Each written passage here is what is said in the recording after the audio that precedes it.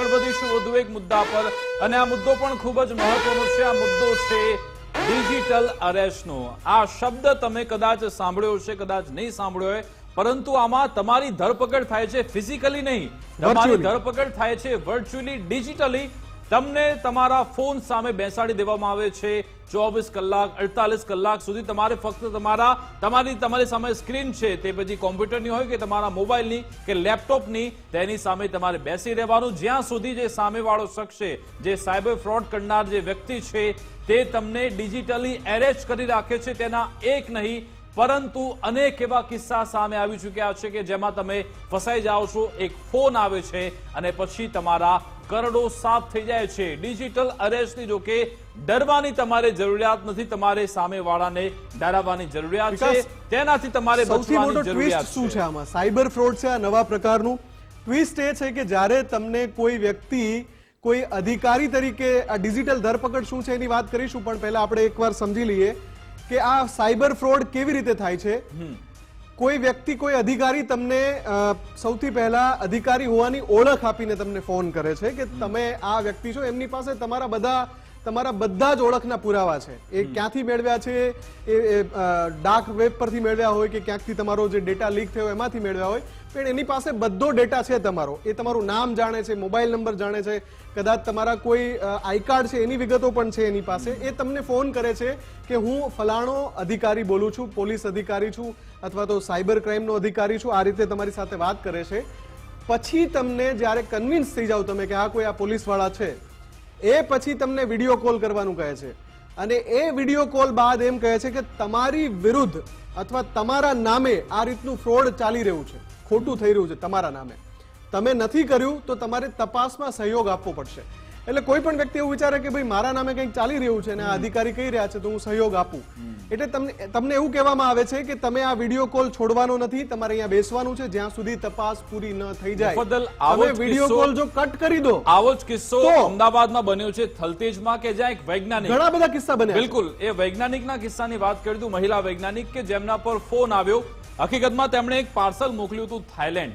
આ થાઈલેન્ડ તેમણે પાર્સલ મોકલ્યું, તેની વિગતો આ જે ગઠિયાઓ છે, સાયબર ગઠિયાઓ, તેમને મળી ગઈ। તેમણે આ મહિલા વૈજ્ઞાનિકને ફોન કર્યો કે મેડમ તમે જે આ જે પાર્સલ મોકલ્યું છે તેમાં ડ્રગ્સ હતું, તમે ડ્રગ્સ મોકલ્યું છે, એમ કરીને આ જે મહિલા વૈજ્ઞાનિક છે તેમને ફોન કોલ થયો। પછી શું થયું, મહિલા વૈજ્ઞાનિકને જે વિડીયો કોલ કરવામાં આવ્યો, એ વિડીયો કોલની સામે એવું દ્રશ્ય હતું કે જાણે કે કોઈ પોલીસ સ્ટેશનનો વિસ્તાર હોય, પોલીસ સ્ટેશનને તેવું બતાવવામાં આવ્યું અને પછી મહિલા વૈજ્ઞાનિકને કહ્યું કે તમારે થોડીક આ જે એનઓસી છે તે માટેની ફી ભરવી પડશે અને એ મહિલા વૈજ્ઞાનિકે મંજૂરી આપી દીધી કે હું ભરવા તૈયાર છું। તેમણે ટ્રાન્ઝેક્શન કર્યું, કન્વિન્સ કરવામાં આવે છે કે તમારે આ વિડીયો કોલ છોડવાનો નથી અને તમારે સામે જ બેસવાનું છે કોલ ચાલુ હોય ત્યારે। તપાસ આને ડિજિટલ અરેસ્ટ કહેવાય છે। તમે એ કોલ છોડીને ના જઈ શકો ત્યાં સુધી તમારે બેસવું પડશે અને જો તમે કોલ કટ કરી નાખો। મહિલાએ થોડાક જ રૂપિયાનું ટ્રાન્ઝેક્શન કર્યું હતું, 200-300 રૂપિયા જેટલા પણ હોય, અને પછી લાખો તેમના એકાઉન્ટમાંથી સાફ થઈ ગયા। એ જ તમને જણાવી રહ્યા છે કે ડિજિટલ ધરપકડ શું છે। સાયબર છેતરપિંડી કરનાર વ્યક્તિ પહેલા તો તમને ધરપકડનો ડર બતાવે છે અને વિડીયો કોલ ચાલુ રાખી ઘરમાં તમને કેદ રાખવામાં આવે છે। જી હા, વિડીયો કોલ ચાલુ હોય છે ને તમને કહેવામાં આવે છે કે તમારે અહીંયાથી હટવાનું નથી, જ્યાં સુધી અમારા અધિકારી તપાસ ન કરી લે ત્યાં સુધી નહીં હટો।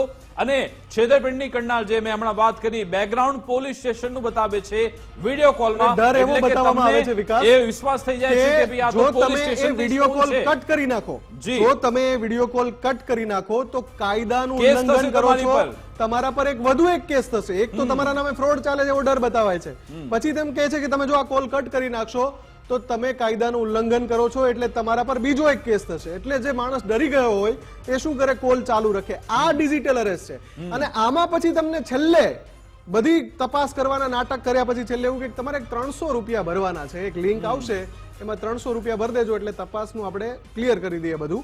એ 300 રૂપિયા જ્યારે એ વ્યક્તિ ભરવા જાય અથવા XYZ રકમ ભરવા જાય જે નાની એવી હોય, તમે એના માટે તૈયાર થઈ જાઓ ભાઈ 300 રૂપિયા ભરી દઈએ, ત્યારે તમારા ખાતામાંથી સીધા 5 લાખ 10 લાખ 20 લાખ જેટલા હોય એટલા ચાવ થઈ જાય, સાફ થઈ જાય છે। અને યુપીમાં તો એવો કિસ્સો બન્યો કે એક ડોક્ટર હતા, ડોક્ટર પાસેથી 2 કરોડ કરતા પણ વધારેની કિંમત છે। બીજો એક કિસ્સો છે એમાં 2.5 કરોડ રૂપિયા છે, રિટાયર્ડ બેંકના કર્મચારી છે, એમની પાસે એમની જીવનભરની મૂડી એમના બેંક એકાઉન્ટમાં હતી, એનો ડેટા પણ હતો, ફ્રોડ કરનારા પાસે 1.25 કરોડ રૂપિયાની છેતરપિંડી કરવામાં આવી. એટલે આ ડિજિટલ અરેસ્ટમાં ખૂબ જ સાવચેતીપૂર્વક સાવચેત અને તમારે ગભરાવાની જરૂર નથી. અને તમારે શું કરવાનું છે, જે પણ એવી અનવોન્ટેડ જે લિંક છે તેના પર તમારે બિલકુલ ક્લિક નથી કરવાની. અને આ પ્રકારના સાયબર ગઠિયાઓ છે એને ડરાવો, તમે ના ડરો. કેમ કે આવો કોઈ કાયદો જ નથી કોઈ તમને વિડીયો કોલમાં બેસાડીને તપાસ કરે, તમારી ધરપકડ કરી શકે કે ભાઈ તમારે અહીંયાથી હટવાનું નથી. અને ના હોય તો પછી તમારા નજીકના પોલીસ સ્ટેશન પર તમે કોન્ટેક્ટ કરો, ત્યાંથી પણ તમને કંઈ ના મળે તો પછી તમે સોશિયલ મીડિયા એક્સ પ્લેટફોર્મ છે ત્યાં પણ જે સાયબર દોસ્ત જે હેશટેગ છે એકાઉન્ટ છે તેના પર પણ તમે સંપર્ક કરી તેમાં